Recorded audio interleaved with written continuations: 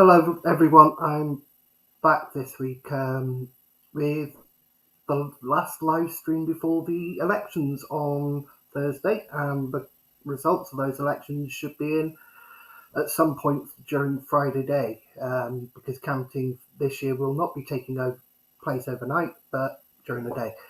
Anyway, welcome to those of you who have joined me. One person on the live stream at the moment, which is a good start, and hopefully more join us throughout the day. During the 2 hours. I'd like to apologise for last week's live stream being cancelled so late in the day. I really wasn't up to it, and to be honest, I'm not up to tonight. But I've got my son here with me tonight, so I feel a bit better. It's not been a great week. It's not going to be a great couple of weeks for me.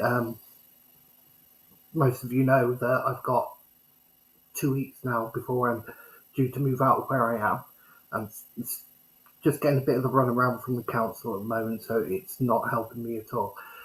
Anyway, I want to say, just remember, you're never alone, and there are people to talk to, family, friends, and if worst comes to the worst and you're at that point, don't forget there's also the Samaritans. There's the number there. You can call them at any time, day or night. There'll be always somebody there to listen to you. Okay, let's just get on with today. What I'm going to do today is go through the election area by area. I'm going to use Owen Donovan's Oggy Bloggy reports this week as the backdrop, and I'm going to show what he's saying about each election, and I'll tell you what I think. And at the end of the day, I should come out with a total of how many councillors for each prospective party or independents I believe there's going to be. I've been going through this list, and a lot of it I've wanted to use my heart, because there's a few people that I know I've interviewed, or I've known personally, or I've seen their campaign, and I believe they should win because I think they're going to make great councillors. But I've got to use my head in this situation. I've got to use the logical thinking. If it was up to me, there would be many, many more councillors who would be on there that unfortunately I don't think are going to be. So I'm going to start. I've got a screen to share, so I will say, if you want, go to Owen Donovan's site. He does some amazing work. He does a lot of great articles about Bridgend and other places in Wales as well, occasionally. But mainly it's about Bridgend on Bloggy. So I'm going to add that to the stream now, and we're going to make a start. Okay, so we've got here Bridgend's election. This is the valleys. So this is Owen's start. So I'm going to scroll through, and hopefully it goes down because I can't see both screens at once. Actually, I could do. There we go. So I can see. Right, so here we go. We've got 10 councillors actually standing down this year for various reasons, for various ideals, and I don't know all of them. I know some of them, but thank you to every one of them who have worked for us in the council over the last 5 years, and good luck to you all in your post council retirement. So we've got Sol Dendy and Brian Garrow who will be standing down. Keith Edwards, Maesteg Independent in Maesteg East. Gareth Howells, Labour from Kyra. Mary Hughes, Independent, Nanty Moyle. Not long ago, was about a year ago, who was elected. I'd like to have seen her stand again. I think she had a good chance, but unfortunately she's not. Altaf Hussain from Pencoed. From Pen y Fe. He's been elected South Wales West in 2021 for the Senedd, so understandable, not stand up. David and Janice Lewis, Zahn and Brinkoch. Nice people. David Lewis, especially, I've met him and spoken to him quite a few times, especially when I was on St Bride's Minor Community Council. They were on there with me. James Radcliffe for Plaid in Aberkenwick, Rob Shaw, Independent Pontycummer, and Ross Stearman, Independent Langina. They're all stepping down this year, and it's a shame to see them all go, and I wish them all the best. So we're going to move on to the elections, and I'm going to give each area who I think is going to win in each seat. A lot of them are like a 50-50 toss-up, and I just make the call on the moment there and then. Just so you know, if you want to come on and join me, anybody who's out there, councillor or anybody else, please come on. Come and have your say. Come and join me for this little going through the thing. So first of all, we have Aberkenwick, which last time had James Radcliffe for Plaid Cymru. But this year we've got Independent Sarah Thomas, Labour Janet Webber, and Plaid Cymru Ellie Richards. Owen gives his thoughts here that I think he's thinking it would be more Labour would get the councillor in Janet Webber. Personally, I've kept up with Aberkenwick, and social media wise, if it was done by social media and the hard work put in, I would say Ellie Richards stands a very good chance of actually keeping this seat for Plaid Cymru. I like Tim Thomas. I think Tim Thomas is great. Sarah Thomas is Tim's wife, and I've never met her, unfortunately, but I know she works half as hard as Tim. She would make a fantastic councillor for Aberkenwick, but I do think it will be close between Ellie Richards and Janet Webber, and I do think Ellie Richards will take this. She's no relation to me, even though we've got the same last name. She's no relation to me. Anyway, so that's Aberkenwick, so that's one for Plaid Cymru already. Right, we're in Kyra now. Kyra, which just over 6-7 months ago, Chris Davis won the seat that was vacated by Phil White after his passing. And I think Chris Davis, in that short amount of time, has done a phenomenal amount of work in Kyra, and I believe he's going to keep the seat.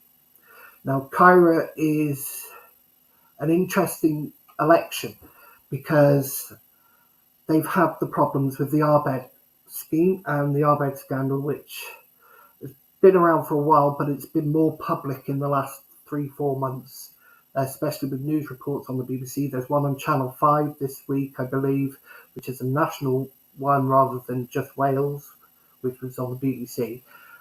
And I've got a feeling that Paul Davis could lose his seat here, and I think independent Matthew Rowlands may take the other seat. I haven't seen much from Matthew Rowlands. I do appreciate that Paul Davis and Robert Lewis have been quite vocal and been pushing quite a lot, especially on social media. But I think the Arbed scandal may come back to bite Labour here, and I'm predicting 2 independents to take this. I don't think a Conservative could. Plaid probably an outside chance, but I do think it would be probably 2 independents, which is a start that Labour hasn't got a seat at this moment in my factoring. Here we go. Come on to Pen of Eight. The former Conservative Altaf Hussein has been elected to the Senate, so he won't be standing this year. And last time, Heidi Bennett came very close to taking that seat. This year, I don't think Conservatives will win it. Heidi Bennett is very visible with the Community Council, with Barvo as well, and very high profile within the Labour Party itself. So I do think this will be taken by Heidi Bennett this year, and I think Conservatives will lose their seat in Pen of Eight.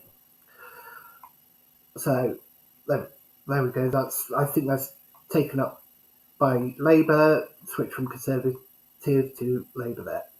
St Bride's Minor and Asalda. Now, I've got close ties with the area. I lived in Brynmen for 25 years, 25 to 26 years. I know I've had Mark John, Leanne Dyer, and Tim Thomas all on the stream with me doing a live stream. I've done interviews with Tim, and Tim is a very, very hardworking councillor, and I think he will. I think if somebody's going to get elected there, I think Tim Thomas is a shoo-in for it, to be honest. I think even more than Gary Thomas, who's been elected at Bryn Cefn for many, many, many years now. But this is a combined ward. It's not 4 separate wards with Bryn Cefn, Bryn Cork, Sarn and Asalda. It's all one ward now, and you get to elect 3 councillors. I think Tim Thomas is shoo-in. I think Mark John will be the second seat. I think he will come second in it. Because Mark John's very well known, not just in Bryn Cefn, but around the area. He came very close to beating Gary Thomas last election, within 21, 25 votes, something like that. It was very close. And as Mark said, his problem was he forgot about postal voting. And I said, I think it was me, because I stood there and I took about that many votes. So I think it was more me than postal voting, but I think Mark will take the second seat. The third seat, I would love Leanne Dyer to go on. I think she's a very sensible young woman. She has her head screwed on right, and I think she'd make an excellent councillor. But unfortunately, I think Gary Thomas will carry a lot of votes from Bryn Cefn. If it was just Bryn Cefn, Gary Thomas and Mark John, I think Mark John would win that. But Gary Thomas will pick up Labour votes from Bryn Cork, Sarn, and Bryn Cefn. I don't think he'll pick up the ones from Asalda as well. But I think most people's choices would be Mark John, Tim Thomas, and probably Gary Thomas. So that's 2 for Independent, 1 for Labour. So we move on to the next page now. Oh, there we go. Right, now we're at Blackmill. Don't get me wrong, I like Andrew McKay, and he was within 100 votes of Hal Williams, who is the deputy chair of the council, deputy leader, of the council. And I think Andrew McKay will make inroads again, but I don't think will be enough. And I think Hal Williams will retain his seat. I would like to see Andrew do work. He does so much work with the young people of the area, and I think he has done for many, many years. He was in the youth service when my sister was working in there. I think he's fantastic, but I do think he's going to fall short again, unfortunately. So there'll be Hal Williams of Labour taking Blackmill. The Garran Valley. Now, this is going to be all one ward now. That'll be Blangaran, Punticummer, Llangina and Betws, all 4 seats put into 3 seats and made 1 super ward again. Something they seem to be doing in Bridgend, even though breaking up 1 super ward, which was Brackler, into 4, which we'll see later on. They did that. I don't know why, and yet created several more others. Anyway, if Sarl Dendy and Ross Sturman were still standing, I would say that would be 2 independent seats. If Rod Shaw was still standing, I would say, again, that would be another independent seat. But would Rod Shaw be counted as independent because he used to be Labour Party and it wasn't that long ago that he was Labour? Anyway, here I believe it's going to be 3 Labour seats taken. I don't think Conservatives would do well up there, to be honest. I really don't. And John Coles, I haven't heard much from. But I wish all the candidates well there. But I do think it's going to be Labour 1, 2, 3. Martin Jones has been the Labour representative better for a long time now, and it would be the same still. So 3 for Labour up there. Now we've got Llangynnoed. I don't think we're going, even though recently I've seen a lot more Labour placards going up in the area as I drove through it. I do think Malcolm James, this is a safe seat, and I think Malcolm James will take this one, and that'll be a seat for Plaid. I don't think the Greens, it's nice to see a representative. I think it's the only one within the county, Paul John. And Labour have tried to put a bit of work in over the last week or so, because I've seen more Labour placards going up. But then if we go by number of placards that are around, Plaid Cymru will take this, Malcolm James. And I think Malcolm James will take it anyway, regardless, because he's been it's been Plaid Cymru since 2008, so we're going 14 years here, and he's still there, and I think he'll get elected again. So we've got Maesteg Eats, Tom Beadle, and is the current councillor. He's one of the current councillors. Last time it was 2 independents elected. Will it be this time? I think Tom and Phil Jenkins have run an excellent campaign, and I've got a lot of respect for Tom because he speaks a lot on these issues. I follow him. I don't follow Phil. I'm sorry, Phil Jenkins, but I'd like to see 2 independents. But I think Labour are going to offset one of their losses their loss in Cairo with 1 seat here, and I think it's going to be 1 independent, 1 Labour. I do. I don't think Conservatives again stand much of a chance. They don't stand much chance in the valleys, to be honest. It'll be many, many, many years before they do, if they ever do. Plaid Cymru could be an outside chance, I suppose, but I think it's going to be very close for the 2nd seat. Tom Beadle, I think, will get in, and I think it'll be very, very, very close for the 2nd seat, and I think, unfortunately, that will go Labour's way. Right, so we've got Maesteg West. Last time it was 1 Labour, 1 independent. Ross Penhale Thomas, fantastic councillor, used to be a Labour councillor back in 2012 when he was elected, and then 2017 he was deselected from standing for Labour, and he stood as an independent, and he's been fantastic as a councillor, and one of the best councillors in the council. And I think I think there's going to be no change here. I think it's going to be Ross Penhale Thomas and Richard Collins again. So it's 1 independent, 1 Labour. I don't think anybody else will be standing a chance in that area. Nanty Moyle. Now, we've only got 1 Labour, 1 Conservative. I don't think, again, Conservative will stand much of a chance in the valleys. So I expect this to go to Labour. It's a shame Mary Hughes stood down after only a year, but by not standing again, I think she would have done well, because she's done well as a councillor for the last year.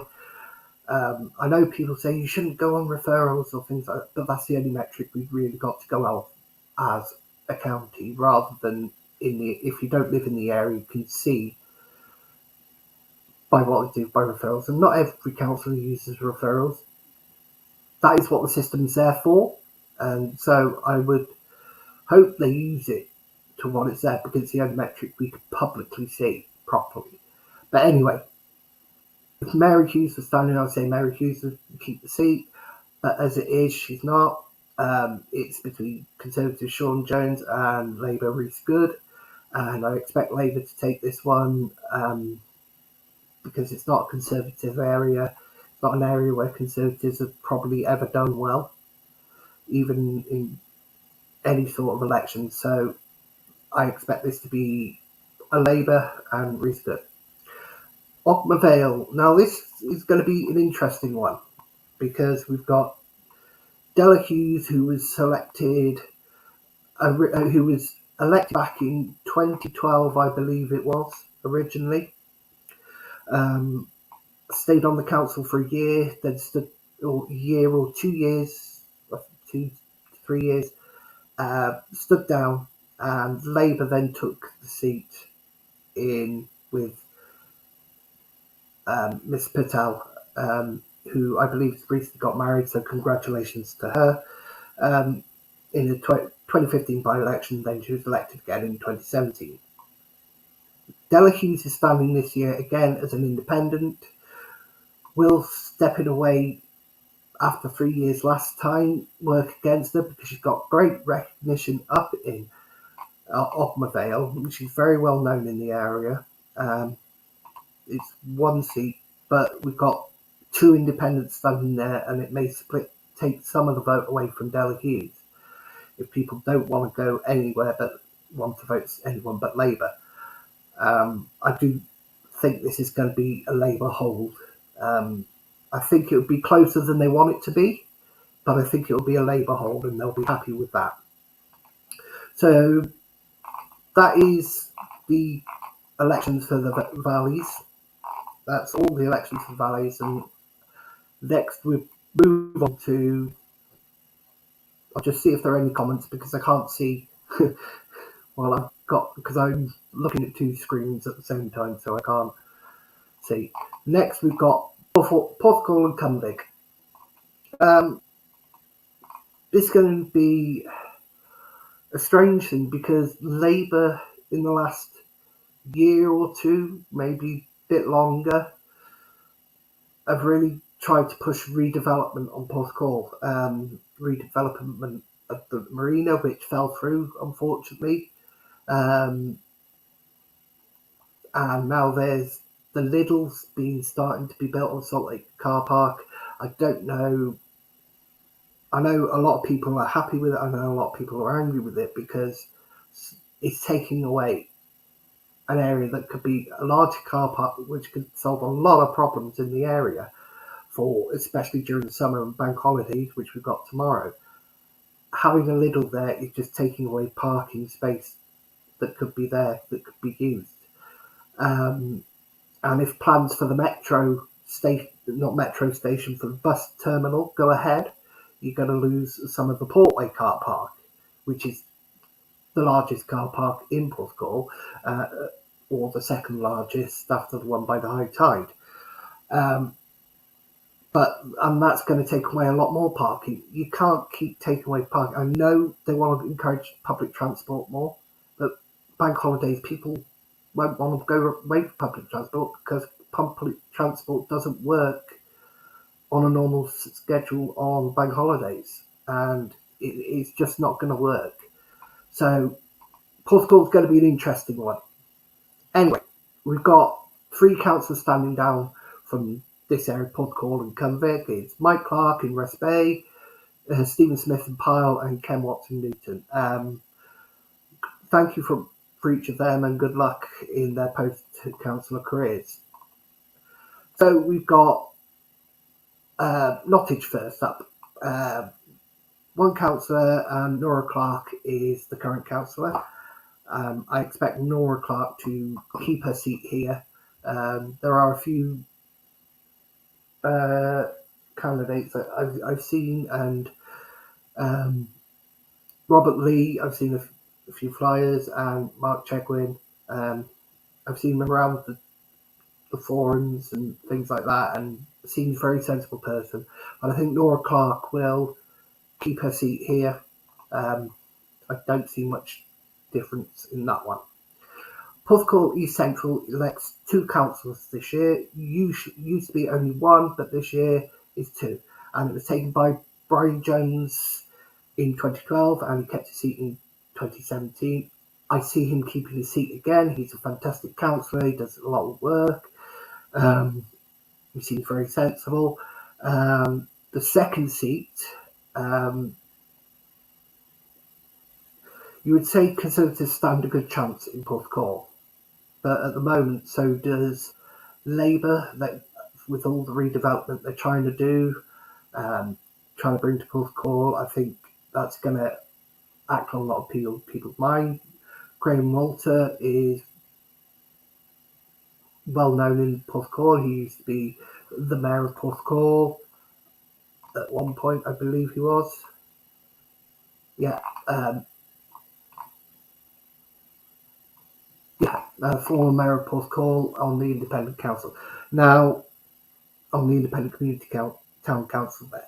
Now, the Town Council has had some rough, some bad news, some unflattering news over the last couple of years or the last year or two.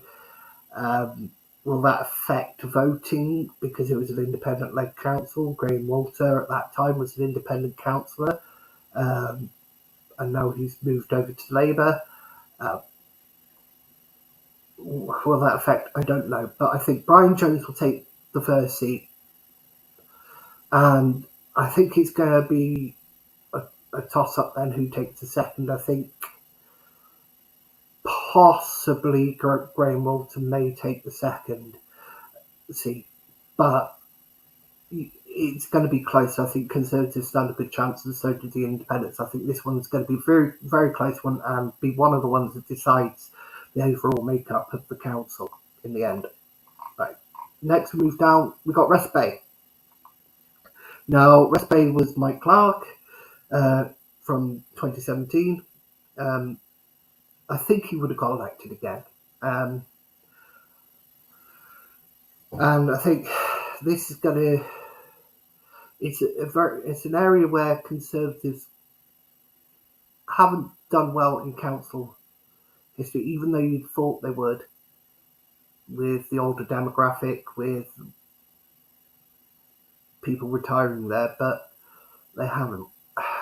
I don't know much about Francis Perrin or Robert Smith, so again it's 50-50, but I think I put down the Conservative take this one,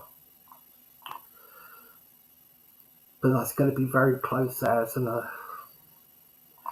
Next we move on to Kennelly.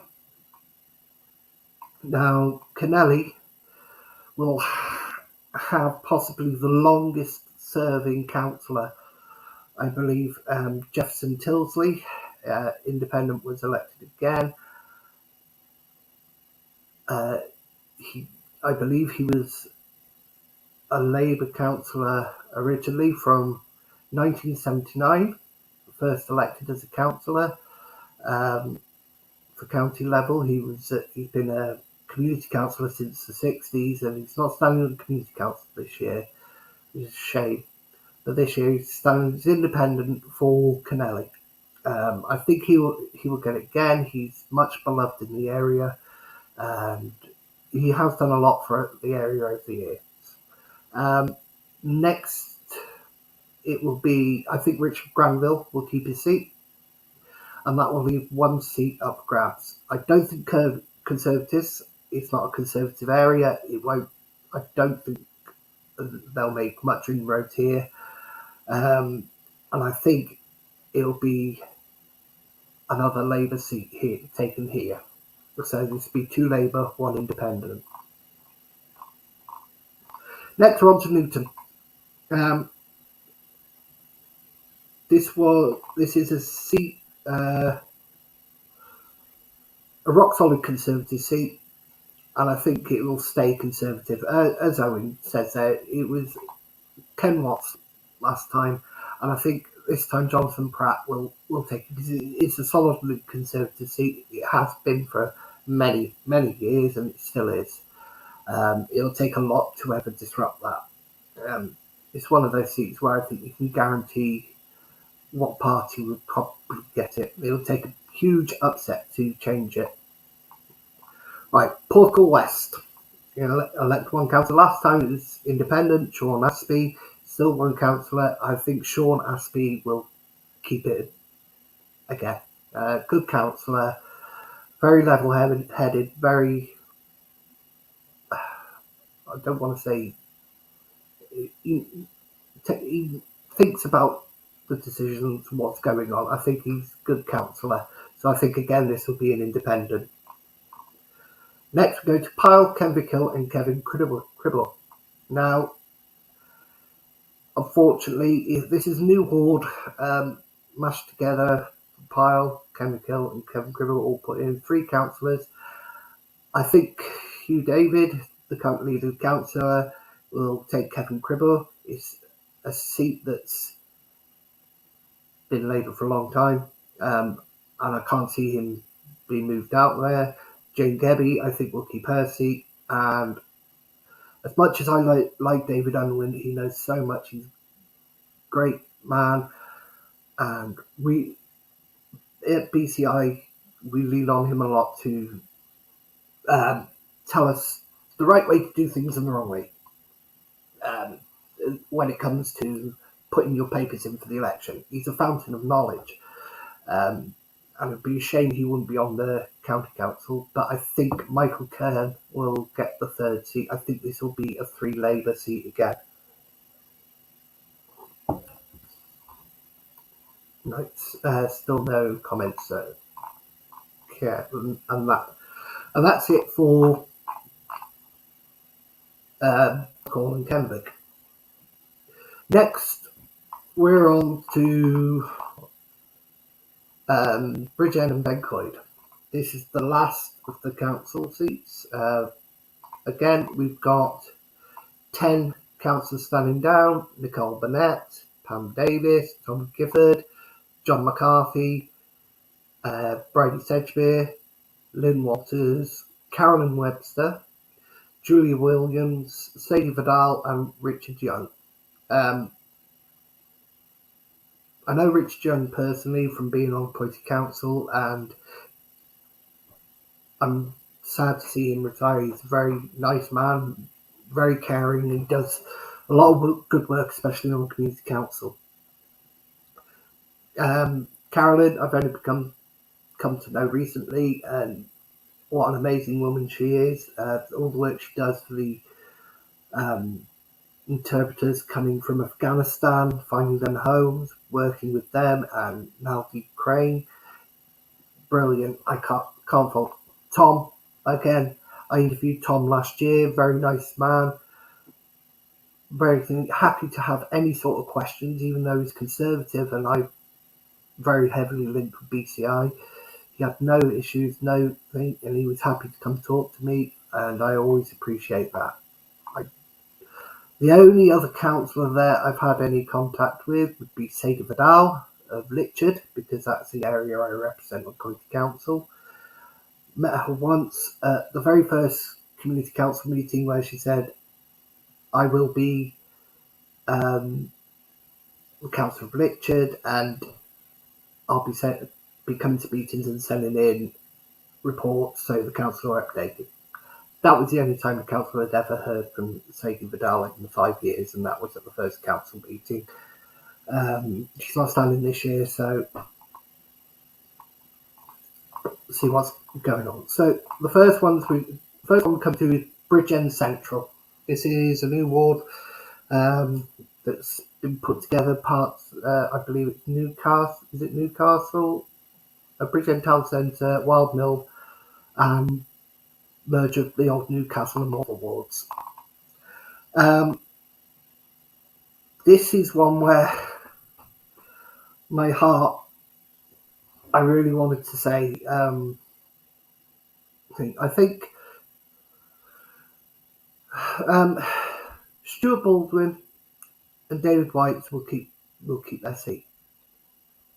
I believe they will keep their seat. Stuart Baldwin's too high profile, and David White's done so much for Ukraine recently, raising awareness and things like that. I think timed well. And I think Steve Bledsoe will get the 3rd seat, which would be amazing. I think he'd be a fantastic councillor. This is where my heart goes. I like Steve Easterbrook. I haven't really spoken to him. I see all the work he puts in as a town and community councillor, and what he's done on the election trail. But this is where my heart is. I would love Tim Wood to be a councillor. I don't think there is a nicer person on this planet. I think he would make such an amazing councillor because the care that he has for especially Bridge End Town Centre, the market, and everybody around it. I don't know anybody who would have a bad word to say about Tim Wood, and I would love to see him be a county councillor. I'd love to see it an independent 123, because I think Stuart Baldwin, although he does some good work, he's got a lot of shortcomings, a lot of failings. I don't know too much about David White, so I can't comment. But I think Steve Bledsoe will get one seat and the other two seats will stay the same. I think Labour will be hoping to take all three seats, with the name of Stuart Baldwin and David White carrying Kerry Evans for third seat, but I don't think it's going to happen. Steve was so close last time. I don't think Tim was too far off in his election last time. I'd love to see them as councillors. I think Steve will get it. I don't think Conservatives will come in. I think it'll be a straight fight between Independent and Labour here, a straight out fight. But I do believe Labour will come out with two seats, the Independents with one. Next, we come to Brackler East and Coychurch, a new ward made up from the breakup of Brackler, and Coychurch has been put in Brackler East. This elects two councillors. Rebecca Fudge and Kay Rowlands. Kay Rowlands is a current councillor of the area. I think she will keep her seat because they've been doing a lot of work, a lot of campaigning, and I've seen a lot of it going around. I think the second seat will be Phil Pickering. I think Phil Pickering will take the second seat on this council. He was one of the first ones to start up his campaign. I believe he started in January, or maybe slightly before. I think I saw that, or even last year at some point when I was doing the original Political Owl channel. I think he's very high profile at the moment. He does a lot of, and he's been campaigning very hard. So I think Phil Pickering may pick up the second seat here. So it'll be one Conservative, one Independent.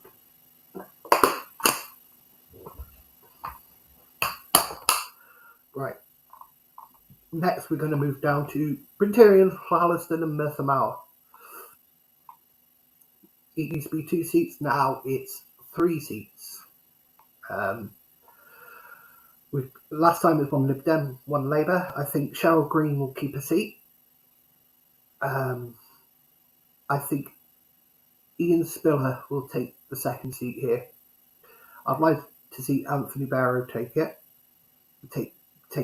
two seats, Anthony and Ian.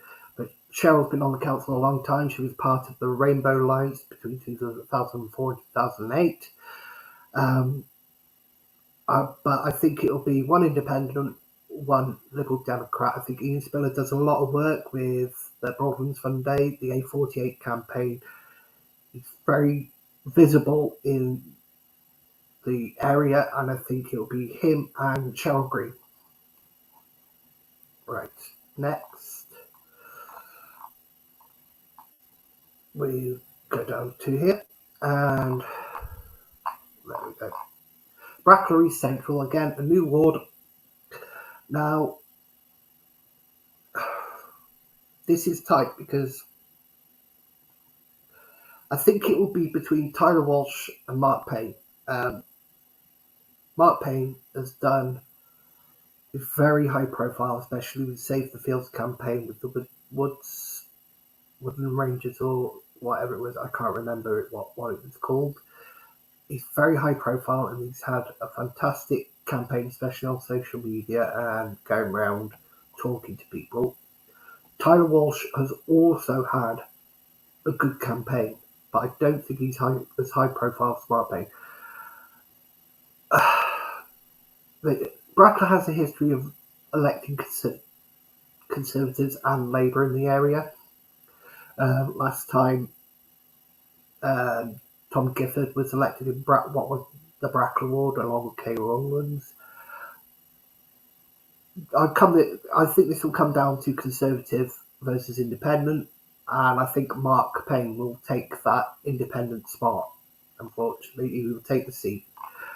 I don't mean unfortunately, he would be a fantastic councillor. I mean, unfortunately for Conservatives, it would be an independent win, I believe, there. Brackler West Central. Again, this is where another one of heart versus head. Head versus heart, or whatever you want to say. This is one. Straight away, I'm ruling out Keith Hughes. I don't think. Okay. Francesca Sullivan, I've had Fran on the show. I think she'll make a fantastic councillor. I think a push towards youth service, which is what she would like, a better youth service, or some youth service in Bridgend run better than it used to be. Brilliant. I think she'd make a fantastic councillor. I really do. All my heart, I want her to win. But unfortunately, I'm going to have to go with my head. I think John Spanswick's going to take it. He's been a councillor there too long. He's got a big connection with the area. I know it's not the whole of Brackler, but I think he'll have enough to be elected again. I'm sorry, Fran. I really am. But I think you'll give it a fantastic go, and I think you'll give him a run for his money, but I think he will take the seat. Brackler West, another one again. Now, this is one where I'm going to go with my head and my heart. I've had Lisa on only once. Fantastic person. Does amazing with the allotments in Brackler. Anil Pachella, or however you say it, I do apologise. I don't think Labour will take this. I think this is going to be an independent take from Conservative. I think Lisa has got a very high profile there. She does a lot of fantastically good work. Such a lovely person as well, and make a fantastic councillor. And I think she's going to take the seat. I really do. I really think she's going to take it from Conservatives. This is one time where I'm glad I've been able to go with my heart and my head. Next, we move on to Kevin Glass. This is a new ward. It's the old Kevin Glass, Llangoeth. I can't speak Welsh, so I won't even try and pronounce that one. I won't butcher it. Dave Harrison seems such a nice bloke. He seems this ordinary person that you just want to be representing you, a very ordinary, down-to-earth, ordinary person. And it's great to see. I would love it, and he's run a fantastic campaign. I would really like to see him take a seat. Unfortunately, I don't think he's going to do it. I think John Paul Blundell and Charles Smith, especially Charles Smith, too high profile in the area, too outspoken, although I can't personally stand the man. I think he's quite ignorant, quite rude, and quite arrogant. I can't stand him. John Paul Blundell, never met him, never spoken to him. I haven't met Charles Smith either. It's just the way Charles Smith comes across. But from what I've heard from independents and party members, party councillors alike, John Paul Blundell is a very nice, level-headed councillor. So I think he will get in. Unfortunately, Charles Smith will keep his seat. I just don't like the guy. I'm sorry, I've got to go. But I'm using my head here, not my heart. I'd love Dave Harrison to get the seat. I don't know much about Gillian Bird or Joshua Cohen.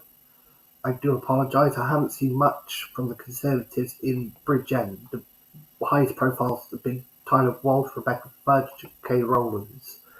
They've been the highest profile Conservative candidates in Bridgend that I've seen. But I'd love Dave Harrison to take it. Unfortunately, I don't think he will. I think this is going to stay firmly Labour. Coity Hire. Now, this one's close to my heart, and there is a little bit of conflict between head and heart. I really do. Because I've got somebody in two camps. I've got people I know in two camps, people I like in two camps. If we go Conservative, Claire Lewis, I've known Claire since I've been a teenager. I've known her for many years. I know very good friends with her brother. I was very good friends with her when I was younger. And I know Claire. I like Claire. But I think, unfortunately, Conservatives, I think what's happened in Litchard with the councillor there will put a lot of people off.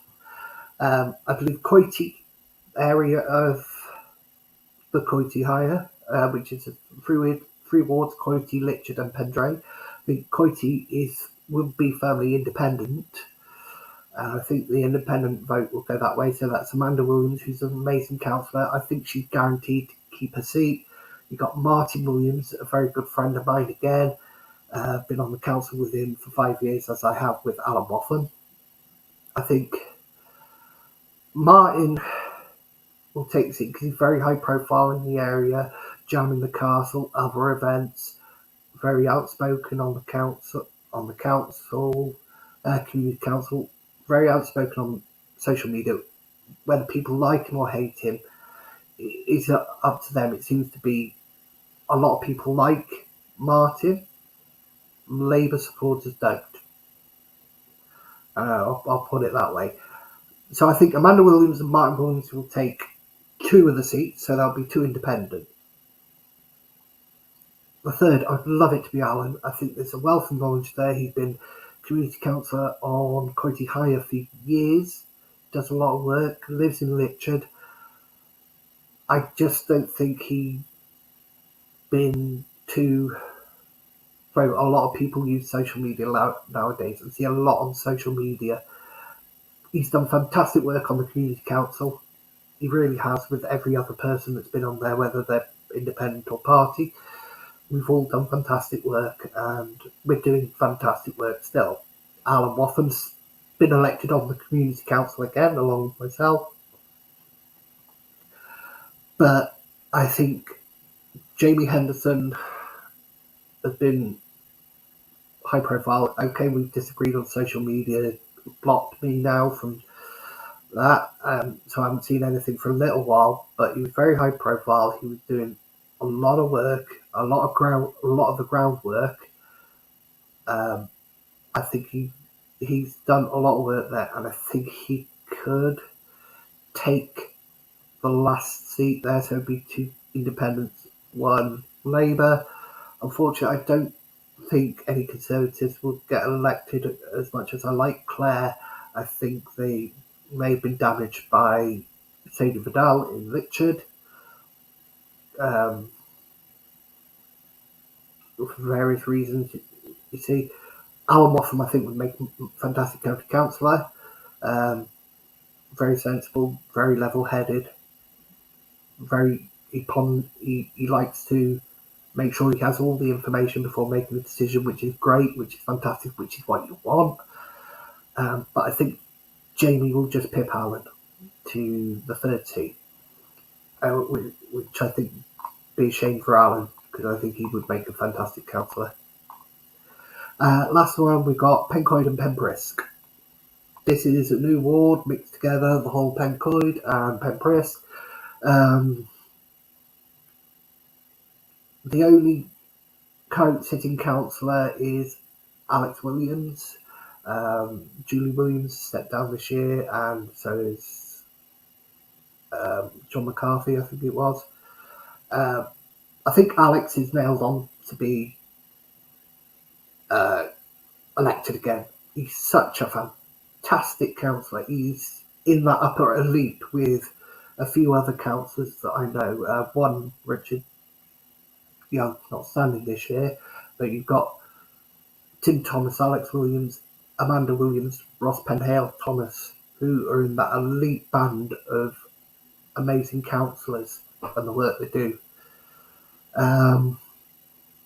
who will take it? He's the only other independent this year. I think he will take it. Last time it was a mixture. There was two Conservatives, one Labour. Through the mixture of what this award would have been, what is now. It was Alex Williams, Julie Williams, both Conservative at the time. Since then, both became independents, and John McCarthy, who was Labour. I haven't seen much from Labour in the air, to be perfectly honest, or Conservative Plaid Cymru, which I couldn't tell you. I think Alex will keep his seat. The only independent, so it's got to go to other parties. Here, I would probably say two Labour's going to get it because it's a Labour stronghold, especially on the Community Council. On the Town Community Council, Leanne Lewis has been elected onto the Town Community Council, Pencoed. I don't. It was an uncontested seat, but I don't see Conservatives taking one, unfortunately. I see Labour's keeping two, and Alex takes the other. Next, we have Oldcastle. So, as you can see, the electoral history. Last time it was two Conservatives. Matthew Voicey was one. I can't remember. Let's see if it says who it was. No. But this time we've got Matthew Voicey. Now, I think Matthew's going to keep his seat. I really do. He's leader of the Conservatives at the moment in Bridgend. I think he's going to keep his seat. And I think the second one's going to be a toss-up between the two independents, Freya Bledsoe and Ian Williams. Both outspoken. Both are like, I suppose the way to describe it is Marmite. You either love them or hate them. I think they're both fantastic. I think they both make fantastic councillors. I don't see Labour getting in here. Maybe they've got a slight outside chance, but I think it's the second seat's going to be decided between Freya or Ian Williams. I like both of them to be elected, and they've both been working so hard during this campaign. I don't think there are many people who've worked as hard as these two during a campaign, and I think all their work should pay off. But unfortunately, I think Matthew Voicey, with current incumbent, and I think he may keep his seat, and it'll be between Freya and Ian for the second seat. I'm not going to say which I think will get it, but taking diplomatic ways, I'm just saying an independent will get it. So there we go. I've gone through who I think would be the councillors, who would win each seat. Now, when I went through this earlier, I totted up as I went along, as I went through, and I'll tell you how it comes out. It's a 50-seat council, I believe, this year, unless I've missed one somewhere, because I've come out to 50. So what you need is 25 for possibly a shaky majority. As I've done it, I think we're going to start with lowest to highest. So we start with Lib Dems. They'll have one in Cheryl Green. I think Conservatives are going to come away with 4. Set up a bit.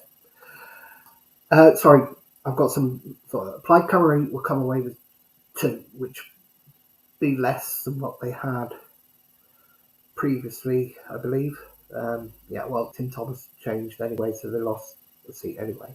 But I think they'll keep Anna Kenrick in Ellie Richards. She's done a hard campaign. She's worked hard. She's had Luke Fletcher out there working hard with her and others.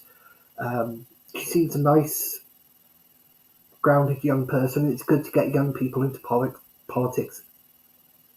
I did ask for an interview, never replied back. I don't hold that against her. She's probably very busy. but I do think she will take the seat in Aberkenwick, and Malcolm James will keep his in Llangollen. Then Conservatives take 4, so that leaves 2 really left. Next, I think, will be Independents with 18. Unfortunately, 18. It's a shame. It really is. I think there are some fantastic candidates who would be amazing councillors, especially Tim Wood. As I said, that was hard for me. If I could choose the councillors, if I could say, well, this person, if I say Tim Wood will guarantee a seat, if I could choose anybody I know, it would be Tim Wood. I think he's the nicest person you'll ever meet. Those not elected, because not elected already being a councillor. Tim would be the one. I liked him so much. Go down to his butchers. Brilliant. And then lastly, we have Labour on 25, giving them control of the council.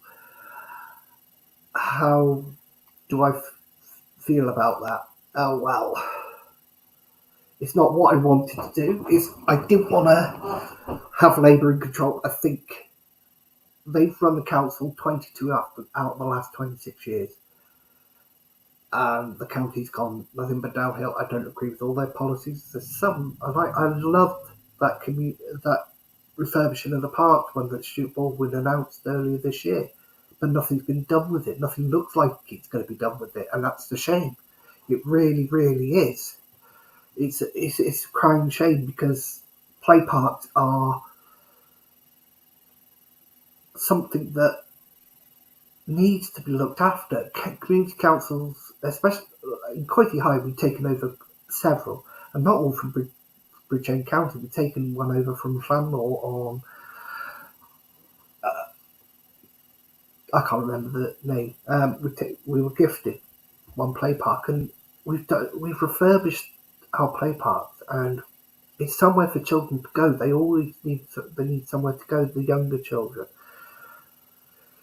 And it's just a shame a lot of these play parks are going to waste. And Bridgend Council announced in January this new initiative to refurbish parks, spend all this money. They've put it in their election material. They're going to spend, what was it, 6 million, something like that, on refurbishing play parks in the area, 100 play parks. And the maths was worked out, and they would need a lot more than that to do that. A lot more than what they're proposing to do with these play parks. And it's not something they've been rushed into doing before. They've been trying to asset transfer them like crazy for the last 5 years to whoever will want to take them. So why is the situation changed now? I think it was an election ploy, like the council tax freeze. On point with that, I expected they were going to lower it for a bigger election boost, but they didn't. They went to stop short and only froze council tax when they could have done much, much, much more. They could have, out of the 19 million extra they got from Welsh Government this year, which they weren't expecting in any way, shape or form, they could have cut council tax by 10% and still had 11 million left over from that 19 million. And 10% would have been a great help to people. Okay, things are getting worse, and it seems to be a big thing that we'll freeze council tax. It's brilliant. Well, how about lowering it? The Conservatives are going on this. We won't raise council tax. And independents are the ones that helped vote it for it. It wasn't really independent. It was one or two independents who had ties to the Labour Party. One wasn't a Labour Party member up until recently. The other one used to be a Labour Party member. So you're lumping in independents all in one pot, and it's not. It's certain independents. And saying you're voting to freeze council tax, but when you don't vote against the current council tax or at any point, you're not doing any good. It's not showing that you're willing to go against the advice of council and vote against these things. They didn't do it this year when they clearly didn't want a council tax freeze. They wanted it lowered, and they all abstained. All Conservatives abstained. The votes against it were all independent votes, even despite being warned that they're bringing the council into disrepute. So, unfortunately, I believe Labour will just retain control. There are 4 seats where I think it's up for grabs, that I think they could lose seats. As I said, Canon Glass, I'd love to see Dave Harrison take one of those seats. I don't think he will.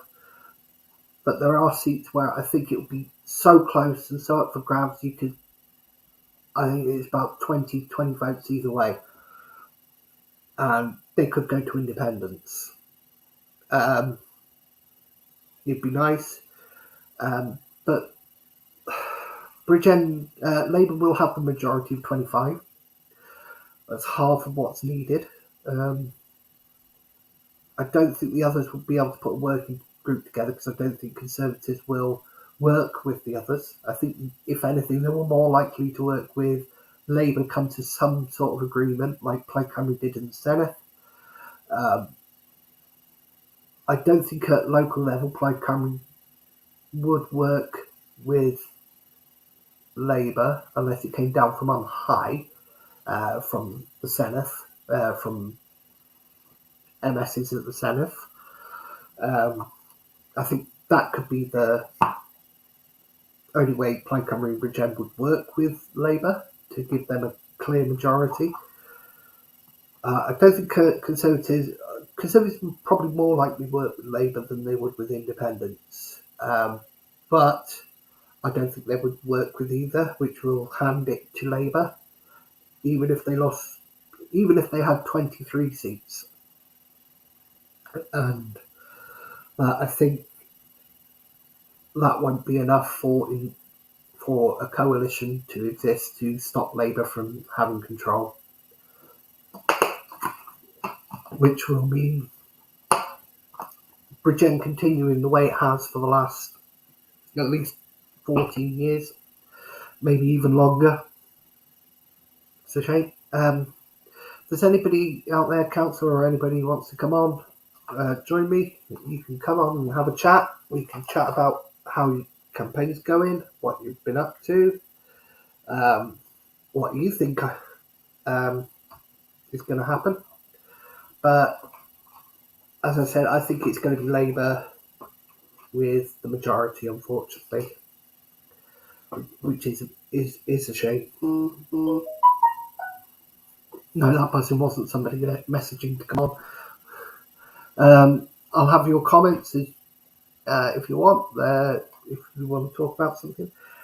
Something I will talk about is what I was going to talk about with Tim Thomas last Sunday, and that was social housing in Bridgend. Currently, there are, from my maths, I haven't added this up completely, over 3,000 people or more waiting for social housing in Bridgend. Current number of social houses available is none. There is none. I'm on the housing list at the moment myself. I'm waiting for emergency housing, which I'm getting run around from the council all week. Promised call back, not getting this, not helping me at all mentally. But there are no social housing at all. There may be some coming up with building projects that will be ready soon. I don't know, but there are over 3,000 people waiting on the housing list. Most areas are unknown length of time wait lists. Other than that, it's 5 years. I'm closer to getting a place in an old people's care home on the list, or hell, than I am anywhere else. On one of the lists for the old care homes, for some reason I'm number 2 or something in the area. I don't know. I might have to wait that long. Anyway, I did a little post about something's come on. No, no. A little post about what I thought about social housing. Now, the LDP hasn't been finalised yet for the next session. It's got to be finalised after this current election. I would hope that why don't Bridgend Council identify one area of building for social housing, 300-400 homes, maybe even more, and use developers to help pay for it. Work with Wales and West, work with Valleys to Coast, work with Link or Harvard Housing, or work with all four of them to create an area of social housing. It like the old council estates used to be, but they don't have to be what they used to be on the old council estate. You can make them so much better, look nicer, and that, but use developers to help pay for it. You've got Section 106 that you can use there. That if a developer wants to build, say, let's look like someone like Persimmon, who's built well over 1,000 homes in Coity, in Park Derwent. Why don't you say to develop, if you want to build that many houses, you have to contribute 1, maybe 2 million to a pot that is pure for social housing, but you have to keep up with your so many social houses built on the area, which whatever the percentage they say, 5, 10, 15 or 20%. Normally from the original plans, they say, oh, we're going to build, say, 20%, and it normally drops down to 15 or even 10. There's normally less houses than what was originally planned for social housing. It's not a way to go when you're only building 10 or 20 houses at a time per development. It's not going to work. You're never going to catch up with that list. That list is going to keep growing. And especially as we're becoming a feeder town for Cardiff, for people to come and live here. So people can work in Cardiff. In social housing, the cost of houses is going to go up so much. So social housing, more and more people are going to want it because there's less places to rent. The cost of renting is getting out of control. There's currently only one place in Bridgend that I can afford to rent, and that's a shared house. And it's something that wouldn't be good for me because I wouldn't be able to have my son because it says no children allowed. But it's if we're going to become a feeder town, you need the social housing to go with it. Ask for some money from the Cardiff region deal. Say, you want us to be a feeder town. This is what's going to happen. We need money for building social housing because we're going to have a social housing problem because house prices are going to rise and people can't afford that. Local people can't afford that. And so we need to be social housing because we've got a list that's much longer than our current availability, like most places in the county. So get these developers to contribute, get the CCRD to contribute, build up a pot. Bridgend Council have reserves of over 40 million that are not allocated to any programme or thing. Put some of that in the pot. You can, a developer Persimmon spent less than 20 million developing Park Derwent, maybe something like that. I'm not really sure of the figures. That's over 1,000 homes. Get a pot of 20 million, build 1,000 social houses, while developers are also having to put social housing in as well. There's never enough social housing built at the same time. The other thing you can use is the penalties in these contracts that developers have to follow. Park Derwent, again, an example, they were supposed to put, actually, I'll use Tramcast there, because I know there was warnings sent out. They were supposed to build a park, and they haven't cleared the land, and they haven't built the park, and Bridgend just sent warning after warning after warning. Now, there are penalty clauses in this contract. Why not fine them and move these penalties into that social housing pot to build up that to build up your social housing stock. There's not been enough since the Right to Buy scheme was put in place. There's not been. Bridgend doesn't have its own programme building its own social housing, and it should really have its own programme while working with Valleys to Coast, Wales and West, Havard and Link. Do a massive joint project. We're gonna, between the five of us, we're gonna build 1,000 homes that's been specially marked in the LDP for this exact problem. We can put 900 houses near Island Farm on a private development. There's so much.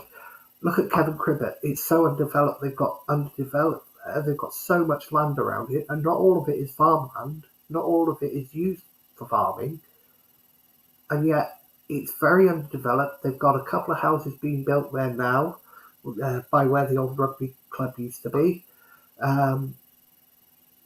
But they've got so much area of development there, and yet it's completely underdeveloped. Is this because the leader, the current councillor there is the current leader, formerly deputy leader, so for the last 10 years been in some sort of power, maybe to divert away from Kevin Cribble. But Kevin Cribble, there's so much land around it, and not all of it is farmland. Let's develop that instead of pushing it to Island Farm and ruining a beautiful area of Merthyr Mawr. Island Farm is not. We've got so much history there with the prisoner of war camp and the beauty of Merthyr Mawr and down to the sand dunes. Leave that be. Don't build there. Why build there? You've got Kevin Cribble. The land, there's loads of it by there. There's acres and acres. And Herons Bridge School, they want to move that over towards Island Farm. Or build a new school there. I don't think that's the right idea either. With the A48, you're just going to create more problems, more traffic problems. You haven't got proper crossing facilities there. I know it's part boarding, children stay at Herons Bridge. I think the school, I think they said it's 1.2 million for renovations because it hasn't been done. Why aren't these renovations being done when needed? At 1.2 million is cheaper than building a completely new school, or put it somewhere more accessible, not Island Farm. Ruin a beautiful area. I've got no problem with that. I don't know which person's on with me today. I've got one person still in here, so I'm only speaking to you. Hello, whoever you are.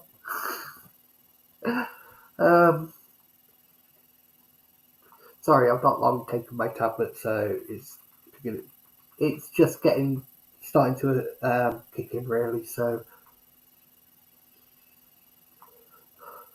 what? Sorry, I apologise. So yeah. Anyway, it's going to be a great week this week. I'm going to be at the election count. I've been asked by Martin Williams to be his poll watcher or whatever it is, or count person for his count. So I hope to see many of these people I've been talking to via a computer screen for the last so many months actually at the count. It would be nice to meet people in person. So I will be down there on Friday at 9 o'clock, apparently, I believe. So that'll be good. I'm probably only stay for the county council ones because I've got my son in the evening. So I won't be there for the community council. I don't know how they're going to do it in one day because it normally takes polls used to close at 10 and they start counting as soon as they got boxes in, and then I think by 4 a.m. last time was the last one, which was the last ward decided was Blangarrow, and that caused a bit of friction. I remember that one. I was there, and that was about 4 o'clock in the morning that they finished counting that. So that was 6 hours. Now if they're counting from 9 o'clock and I expect it to be finished by 3 o'clock for the county council. The community councils didn't take as long, and it probably won't take as long this year because there's so many uncontested seats or so many councils that are now in quorum because there's no election going on. Yeah, I could see they could probably do it by 6, 7 o'clock. It's a long day for workers then. But I think there's something quite magical about having the count during the night. I think that was brilliant last time. I think it was very good, and I enjoyed it. And I spoke to a lot of people back then. I spoke to Brian Jones that night, Mark John, Graham Walter, everybody I knew in BCI that night. It was a good night, and let's hope it's a good election this year. Let's hope I'm totally and utterly wrong, and Bridge and Labour don't have the majority at all, and a working group could be made up of others. Because I think if Labour have control, I think the best 3 people to run the council are actually in independence, and that's the best leaders, people to lead the council, are actually in the independents. You may agree with me or may not. I think they're Ross Penhale Thomas, Alex Williams, and Amanda Williams. I think any one of those would be a fantastic leader of the council. I think it's better than anybody Labour got. Absolutely better. I don't think Hugh David's a good leader. He's very... he's not very personable. If you see his interview on a BBC political programme about the Arbed scheme, he doesn't talk correctly. He tries to read off a script. He's very unsure, seems unsure of himself. I don't think he's a good leader at all of the council.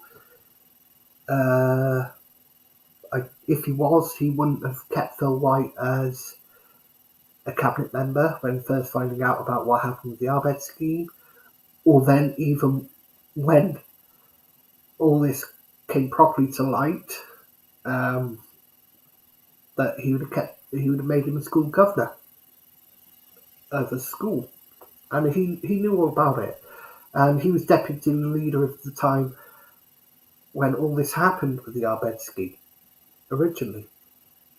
So he was deputy leader, and I think it was so I don't think Hugh David would be a good leader. I don't think Charles Smith or Stuart Baldwin make great leaders. I'm not sure about others. There's some of the... I think Richard Williams would have been amazing. I wish he'd stayed on. I like Richard. He's working with him on the Community Council for 5 years. I think he's brilliant. As much as I like Steve Williams and Martin Williams, and I think they would do a good job as leader, I don't think they'd be the right person. I think both of them are too divisive. I don't think either of them would be good as leader straight after the election anyway. I think they're too divisive. But I think both of them could do a good job. A very good job. But if I were to pick, if somebody come up to me and said, pick a leader of the council, I would have 3 to choose from, and that would be Alex Williams, Ross Penhale Thomas, or Amanda Williams. Don't get me wrong, I think Tim Thomas would be a great cabinet member. I think he'd be a fantastic cabinet member. He worked so hard. But I think sometimes he works too hard, if you know what I mean. I think if he became leader, I think the work he does in his community may have to take a slight back step to what he does. I think this probably the same. People say the same with Ross, Amanda, or Tim, or Alex. Sorry. but I think they would find the balance better than Tim. I think Tim worked so hard for his community, and it's not. Unfortunately, the community hasn't got a fantastic community council, or has had problems. He's got good councillors on there now, 4 of them: Terry Nichols, Tim, Leanne.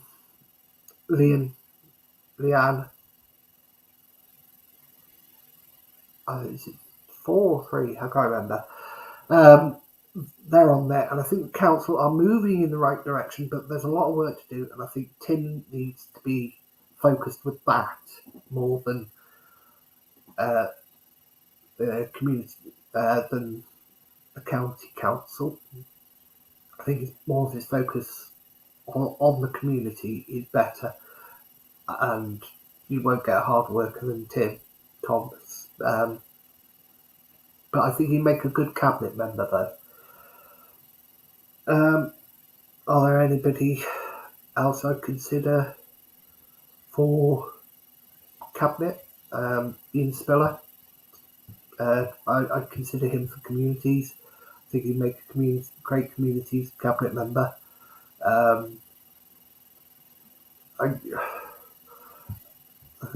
Things like that. To be honest, I don't know enough people personally, but from what I've seen, from who I've spoken to, and what I've seen, I think, Amanda, Alex, and Ross would be the best choice out of the people I said going to get elected to be chair of the council. It'd be great if the whole council could work actually together, but it doesn't work that way. There's too much. I suppose the word's entitlement.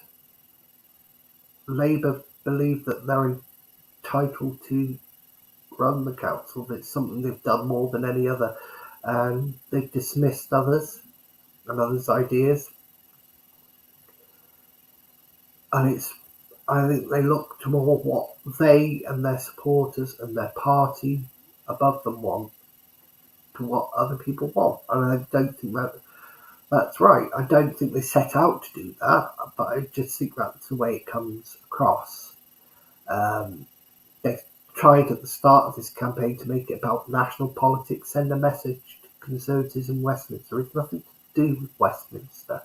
Oh, it's cost of living. Yeah, council can only affect one part of that, and that's council tax. They can't do anything about energy prices. They can't do anything about the cost of food or things like that. Or NHS waiting times in local council. The local Senate can on the waiting times, which they're doing a big push this year to sort out the waiting times.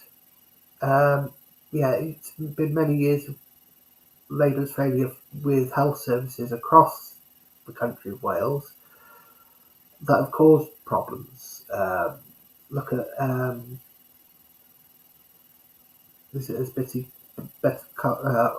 one of North Wales hospitals. It keeps going in and out of special measures.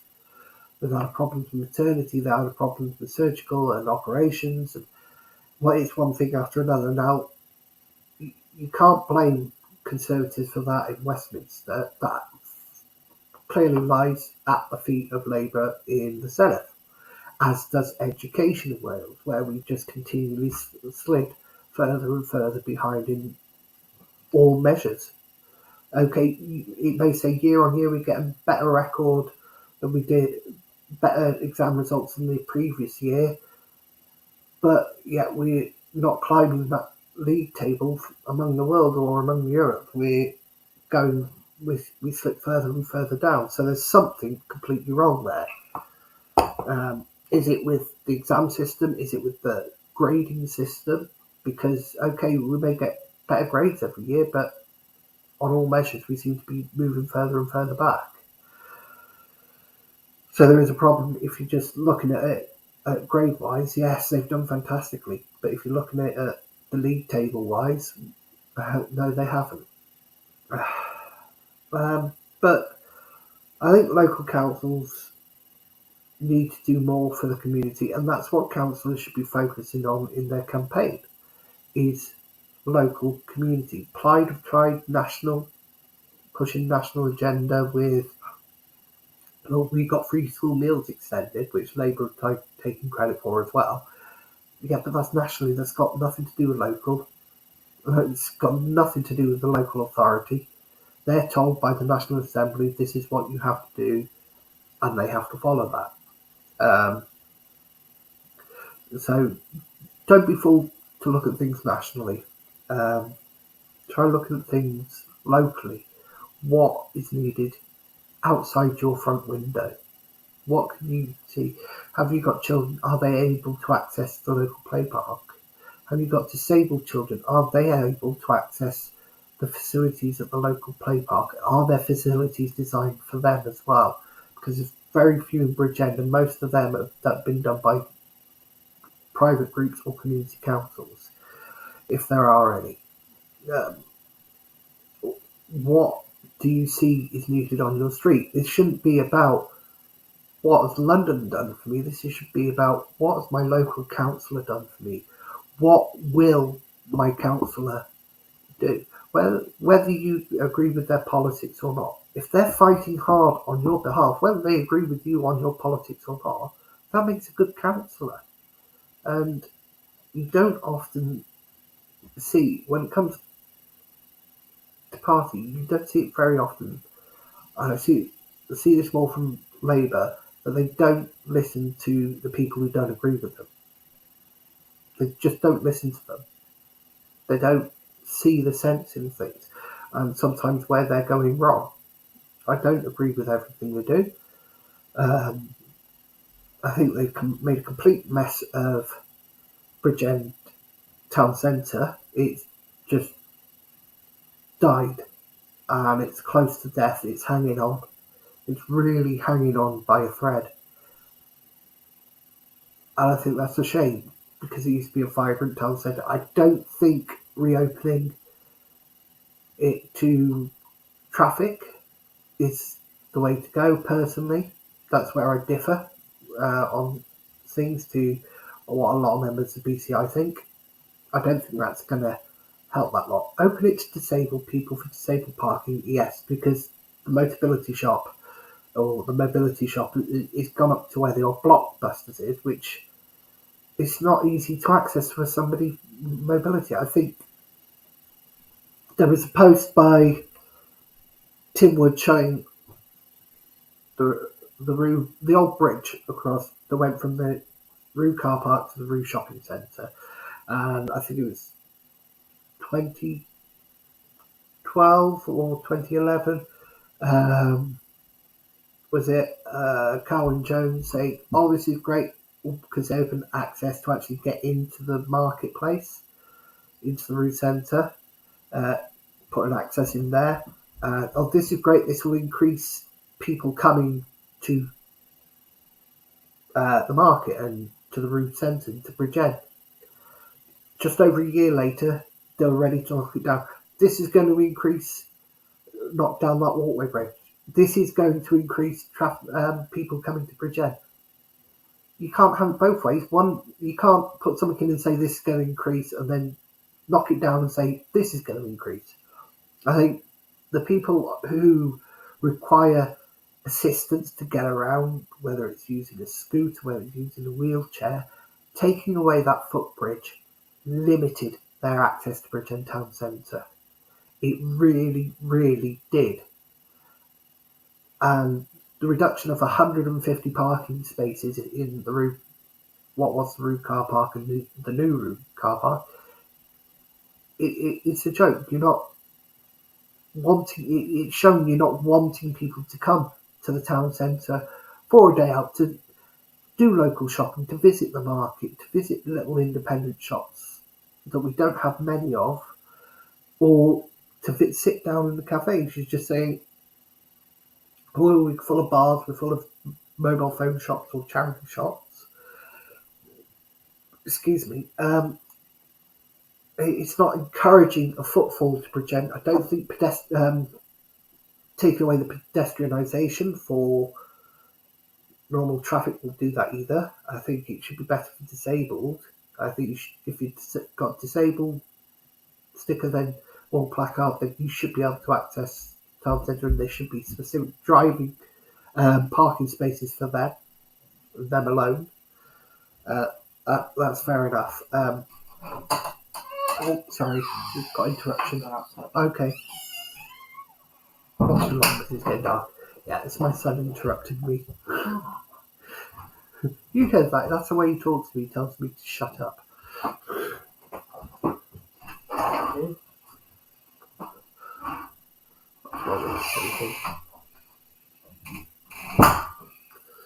Anyway,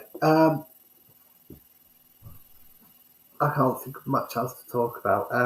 Whoever's on with me, I hope you've enjoyed tonight and my take on it. Whoever you are, please say hello. We have comments. Anyway, thank you for joining me. I'll call it a shorter one tonight. Most people are still out delivering leaflets, I know that. And it's bank holiday weekend, so not many people joined me. I've had a couple jump in and out. I've seen that.